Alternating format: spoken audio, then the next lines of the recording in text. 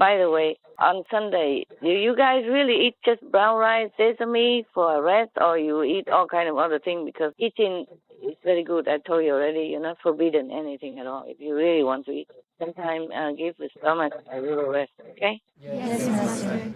Imagine our stomach on our body, so fragile, you know what I mean? The tissues, skin, everything. And it works every day, 24/7. Really. Better than our TV, We are only second best to the body. The heart and the lung and the liver, the brain, everything working diligently every day. So you make sure whatever you put in it is conducive, okay? Yes, Master. Every other snacks, of course, you can eat after the good meal, okay? Yes, Master. Because when you're hungry, you eat anything. And the non-nutritional stuff is not healthy for your body to function and the brain also. I'm telling you, but maybe I don't do the same thing. I'm sorry about that. I'm not a good example. I'm not very disciplined. I'm too busy. I can't believe how busy I can be. The dogs alone, like taking care of babies, because I mix them up when I'm not there. Of course, you have to separate because they might fight. You don't know how to handle them or they don't listen to you. But when I mix them up, some like it cold, some like it hot. I can't just quarantine them in each room all the time or all the hours. They'll feel sad. Yes, Master. So it's a kind of social group here, and some like it cold, some like it warm. At night, for example, if it's cool for Big Love, for example, then it's cold for the dogs. So I have to keep throwing blankets on them, and then they kick it off, they shake it off, they go somewhere else. They keep running after 6 dogs. Yeah, five. One has a lot of hair, and she's okay. She likes it cold, and she's survived 3 years long alone, or at least 2 years alone. After she's winning, I think the mother's being killed by poisoning in Thailand. Oh no. So of course, they do that now and then to get rid of the dogs, because the dogs love to play in those sandbox. Yes, Master. And then also the beautiful grass, so beautiful and green. Well, I don't envy any golf course anymore because I have read somewhere that they spray them with some chemical to keep it green, easy maintenance. So it's very poisonous. They say so. It's in one article I read some time ago. I don't remember where from. That the chemicals are very bad for the health of the workers in the golf course. Of course, imagine the dogs also. And on top of that, I heard one of the golf players told me that the golf course, they do that occasionally because they want to get rid of the dogs who came into the golf course to play there and to do their, big and small there as well. Of course, it's a kind of $1 billion business, and they cannot let the dogs do that. I understand. I don't know, but I have suggested them when I was in Thailand that all of you guys are very wealthy. You put money together and ask people to catch the dogs and bring them to dog shelter, dog temple. The temple, they accepted the dogs. It's like some of them that I give some donation. Yes, Master. Not about my donation, I just want to tell you which one, that's all. And they accept the dog. They really dedicate and love the dog. And I was so touched that I donate again. Don't ask me why. If anything touch me, I just do it without thinking. My heart say yes before my brain say no. Yeah, we just gave them some already, and then I just gave them again, double. It's good because you know why I'm so touched by these temples? Because the dogs they keep there, mostly people don't come and adopt because the monks say that these are older and sick. Some have skin disease and so kind of discarded from the society. And so they will cost a lot of money to feed them special and medicine and doctor's bills. Some doctors, they do it for free, though. The doctor I knew, he went to temple and do all this for free. Of course, not every day.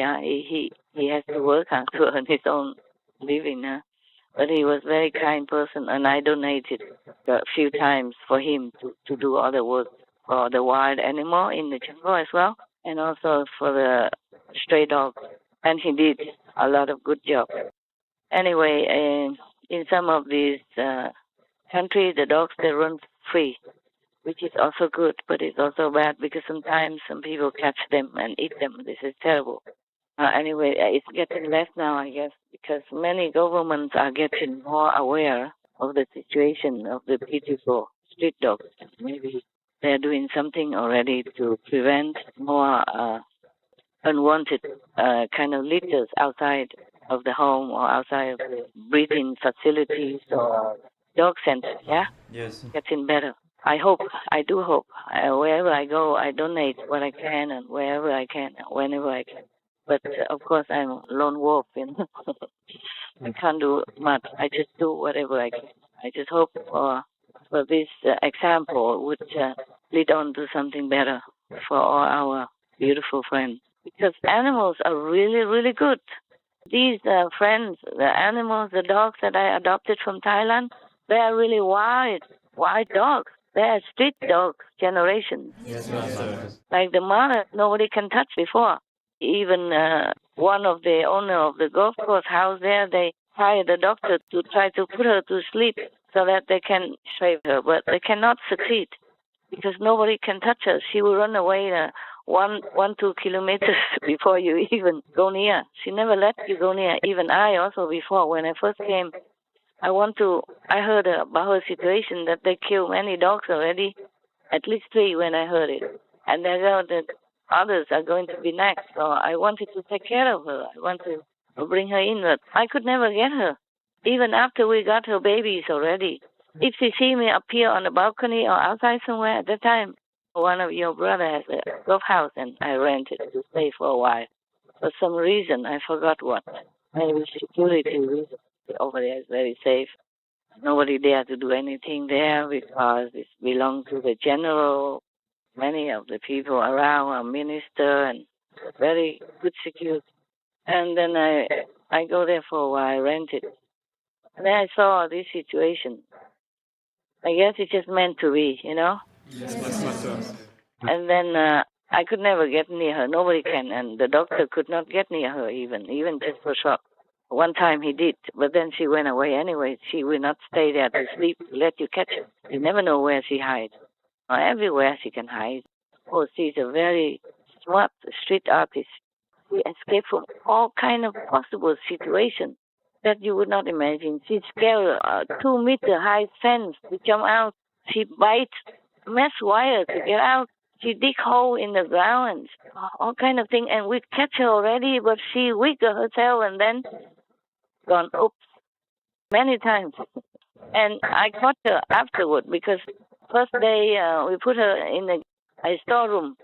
And then I sit there with the babies just to see if they're warm enough. And then I open the door to let her in so that I can catch her. But when she smelled something and then she run, she stand next to the door and she look at me and then she run. Yeah, and the next time, some other day, we catch her several times inside the storeroom. And she demolished all the walls. Wow. Yeah, and broke the windows and escaped. The walls that they made by wood. And then after that, several other times we put her in the house. Afterward, we caught her again and put her in the house. Oh, no, not yet. Still in the garage. Next day, the doctor talked to her and he thinks she subdued, and then not. He put on the leash and took her around the garden, very proudly tell me, okay, you have to talk to her like a friend. Then she will listen. Seconds later, she wiggled herself out of the leash. Jump the 2-meter fence that I newly made, especially for these dogs. Oh, I took good love there, Yeah, it was cooler for him there.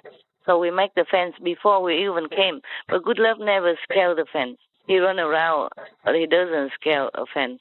So we make the fence very high already before he came. It's cooler, that area, because in the area that I lived before was too hot for good love. But many other factors, yeah, you don't know. It's just a long story. I don't want to tell you the history of my life. Oh, yeah. Also something to, yeah, now I remember now, to repair the house that I was living in. I had nowhere to go at that time, and I couldn't go back to Taiwan because the dog has to wait 6 months in order to enter Taiwan, even though with all vaccines and health certificates, you have to wait outside of the island. They're very strict to keep the disease out of the island, I guess, which is a good thing also, but it's very inconvenient for many dog caretaker and for me, of course. And then at that time, the house, because they built the house for me a long time, it was inside the center, my sister's a little house for me. But they did not take good care because I haven't been there for more than, I think, 16 years. They built it waiting for me, but I never came. So it's kind of not well made, not well repaired. Many holes in the walls because the wood dry up and the cement or whatever, the silicone dries up, and many holes, and all the mosquitoes come in and harassing us, including good love. So in order to repair that, I had to leave. So many holes in the wall, and the insects and centipedes, scorpion, they all came in to say hello.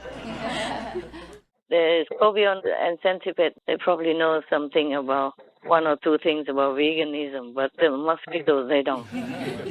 They haven't heard of SMTV or alternative flyer or nothing like that. They're feasting, feasting on us. So we have to move. And then while they're repairing, I was staying somewhere else, a cooler place.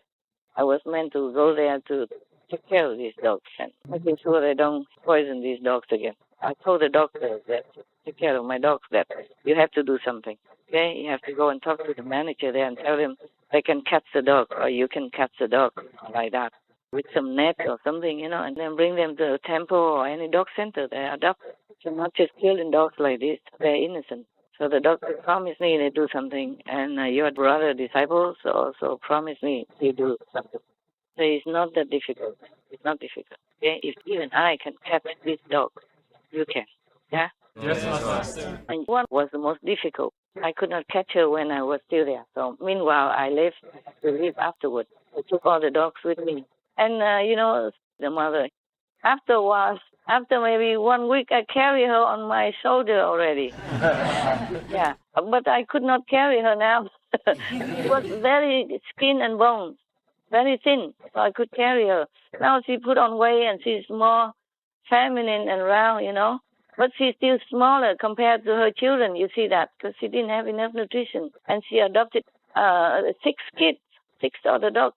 That's why she had no milk anymore. When the doctor told me there's no more milk, only 1 portion left. Wow. And if I didn't get them at that time, I give them soya milk and mix it with other kind of milk. And we give them nutrition food every day.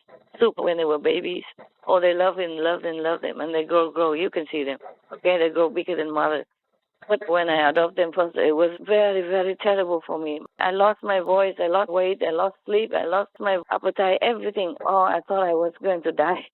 It was terrible because they're babies. They just mess up the whole house every time, 24 hours. And I have only myself and 2, 1 Thai and 1 Korean. They are not very expert in baby feeding either. So we are not experts. I'm the only so-called most expert in there, And anyway, I left. I tell the golf personnel that you can catch that dog, little puppy dog. I thought she was a puppy, but after we caught her, the doctor says she's at least 3 years old. So she survived all this time, all by herself. Wow. Yeah, she used to come to my garden, and I gave her food. She runs so fast, and she escaped just as good as the mother. But she doesn't belong to this group. I thought she does. Because she looked like a puppy, small. And she never let us see who she is anyway. So I give them, I say, 30,000 baht if you catch her. But not with tranquilizer, not with anything that harm her. If we discover that, then we will not have the money. I won them already. So they caught her after I left for 10 days. They built a very big cage, almost like invisible. And I have to pay for the cage as well. It's not much. I'm happy to. And they put the food in there for her. But somehow she knew or what, I don't know. She didn't come for 3 days. They didn't see her for 3 days to the usual place. I said to them they have to put the usual place, always the same place, okay, the food, so that she come and eat, and then they can find a way, throw a net on her or something to catch. But she didn't come for 3 days. They told me. I keep asking often. And they say maybe she died already or poisoned to death already. like other dogs, because I didn't see her come to eat for 3 days. All the food left there. Please keep looking. Wait. Just wait. Don't give up, okay? Maybe she ate somewhere else. Maybe somebody else fed her and she didn't come. Just wait, okay? Don't give up. And then on the fourth day, they say she came back and eat. And they caught her, of course, with this big case that they make. Because they make very big so that she doesn't feel like a case. That's what they told me. But she did feel or something. That's why she didn't come. And then when she came and they caught her, she got a high fever. Oh, thank God we have a doctor. That doctor, he came running right away. Anything I wanted for dogs, he just dropped anything else and run and let other doctors take care of others. And he run to me. But I wasn't there. But at that time, he's still running. I sent somebody to that area, which about 2 hours and a half or 3 hours drive from where I live, and then get the dog. But she said, the dog. I said, you have to call the doctor immediately, even before you come, to give him an appointment to come to that old house that we live in, that golf course, so that he can check her out before you bring here, in case anything. And truly, I didn't worry too much. The dog had high fever, understand? Yes, Master, I understand. Telling all this so you know all these dogs are precious to me. That's why I'm not really strict on you how to take care of dogs when I'm on retreat. Understand? Yes, Master. I really take them from the jaw of death and take care of them. The most difficult part already. You know, when they were babies, 1 month and a half, something like that. Not old. They're still suckling. And I have to be a mother and father and caretaker. And then one dog gets sick also because it was too cold for him to survive. In that situation, it was a cold winter already, and dogs, they don't always survive, only the toughest one. So that dog is sick, and then it's a contagious disease, and I have to nurse him day and night. And after I hold him or care for him or feed him because he doesn't even want to eat, and the doctor comes almost every day, and I call him day and night. Whenever he has a seizure, I got so scared. I have to call him immediately, and he always running. The doctor lets him. And so it was a very difficult situation. We live in a Gulf area, but all surrounding is nothing, only small restaurant. And I rent a car also from your brother, but I cannot drive, and only one can drive, and she doesn't drive very well either, and a lot of stuff. And over there, they don't sell cages for dogs, and they just sell small little things, and don't even have cages. They just have small beds. They don't have big bed for good love even, so we have our own bed already. So I have to make one out of carton. I go and beg in carton everywhere from the shop.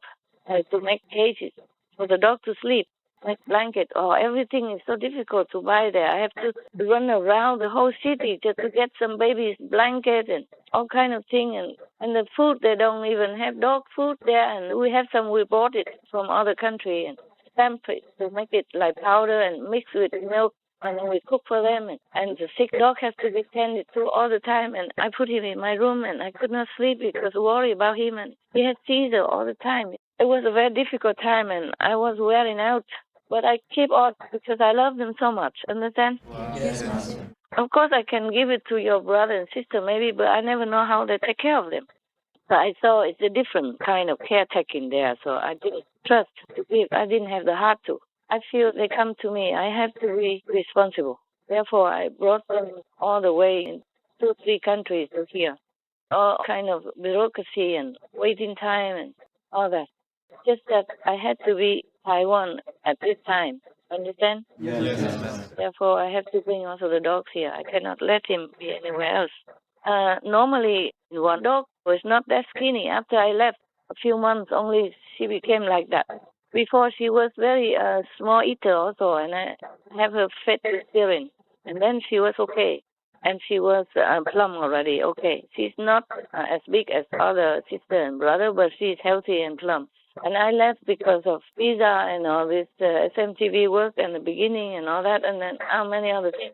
And she became very skinny. I asked her why you didn't eat when I left. She didn't say anything. And Good Luck told me that because she worried about Master. I said, why? Worry what? She said, because we see you're going to have problems. I did, though. They worry a lot, but they do eat. Everybody else, I told them, you have to eat well, sleep good, and I will see you soon, no matter what. I will see you soon. I will see you again. I will not abandon you. I love you so much. Trust me. Okay, trust me. You have to trust me because I will come back. But you will come to me one way or another. I will never abandon you. Okay? Just know that I love you very much. I was crying and telling them that. And everybody else is asleep except her. Because this girl, she really worried about me. Even now, if I cough, a little bit stronger, then she'd come running to me. Even if she was playing with toys or growling around with other sisters and brothers, she would come running. Understand? Yes. And come to me and look at me and hanging around, asking me if I'm okay. She's the only one who does that.